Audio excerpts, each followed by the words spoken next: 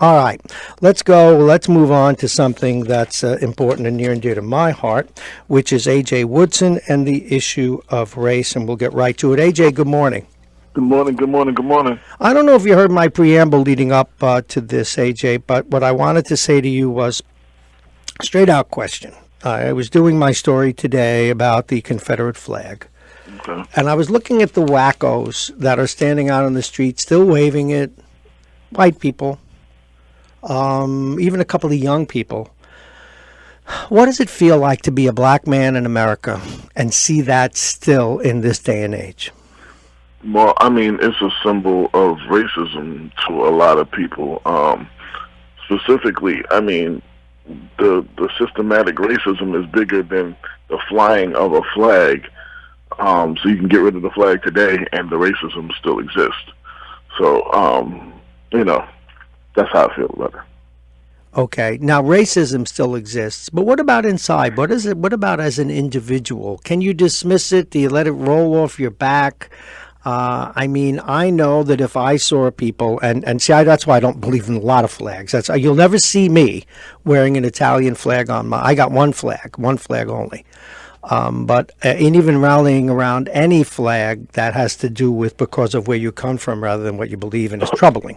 But be that as it may, if someone could create a flag that was anti-Italian, I guess, or Italian-American, and in effect it said, yeah, we think you're less than human, it would bother me no end. Well, I will say this, for real. The flag wasn't created anti-African American. Well, that's true. Black or whatever you want. You're being very fair there. Yes. Yeah, it was a symbol of the I guess of a new country. Whatever. Yeah. In fact, there are books about it. If I may interject there are actually books about it. If you go into the history, to be fair to them in their mindset at the time, when I say them, I mean the people that rebelled and formed the Confederate States of America, they actually felt it was their birthright to carry the original flag. Because after all, you had Washington and who was a Virginian and so forth. So that being said, then it was a group of people who were racist, and they adopted that as their flag. Now we're talking. That's different than yes. So I can even understand. I lived in Atlanta for 10 years, so you couldn't go nowhere. I mean, even at my church, it was across the street. There was a house with a big Confederate flag flying across the street. So I mean, you couldn't go anywhere without seeing it. Yep.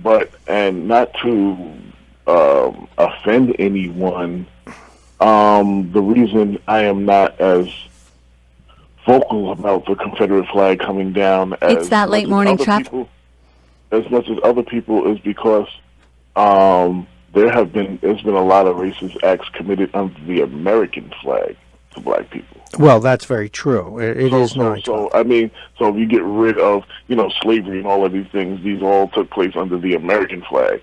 So, I mean, if we took every flag that was offensive to anybody, we wouldn't have any flags. You know what I'm saying? So, well, no. Actually, you're being very fair about it, and which in many ways is refreshing. That and I will say this too. I had posted something on Facebook which rubbed a few people the wrong way. What did you post? Come on, fess up. But it was about black people celebrating the 4th of July. July 4th, 1776, black people were not free. So, well, that's true, and I've wrestled with that. Let me remind folks what we're doing here. It's 9:13. We are talking with A.J. Woodson. He's the editor of Black Westchester Magazine, also a photographer of some note, which we'll talk about a little later and even have a little fun with him. I have often thought, and this is something that I scratch my head about, that had I been black, it would have been hard for me to want to defend my country back in the day, but yet they did. And it's better now. Now, so I'm of two minds. Now I think that because we are driven by ideas rather than locale and by ethnicity, and despite racism, ultimately those ideas are going to win out, and we've seen that with the election of a black president. We've seen that. I'm a lot older than you, AJ, and I hate saying that, by the way. Uh-huh. But when I was a kid, you didn't see anybody black on television. In fact, the funny thing was, I mean, there was, and now he's in all this trouble, but there was Cosby, and I guess on the movies there were a couple of actors. But basically, we could even watch something like that Mayberry show. How do you not have black people in a southern town? Right. So now it's changed greatly. So now it would seem to me there might be something to celebrate about the 4th of July. What say you?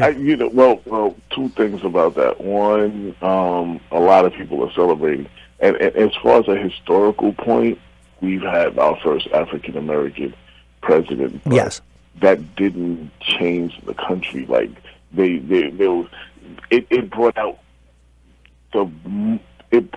the proof that there was more, that racism was still alive. I have to agree with that. I do. So I think a lot of black people were under the assumption that now that we have a black president, I don't want to say all our problems are gone, but life is going to be so much better. But he's just one person, and there was no way he could change years and years of systematic. Yes, but if I can, this may sound like a twist on what you're saying, so bear with me. 9:15. My observation has been that having a black president has surfaced and has brought out in the open, much the same way a medication might bring a pimple to a head. It's been ugly, but I think it'll have long-term. It will have long-term positive consequences.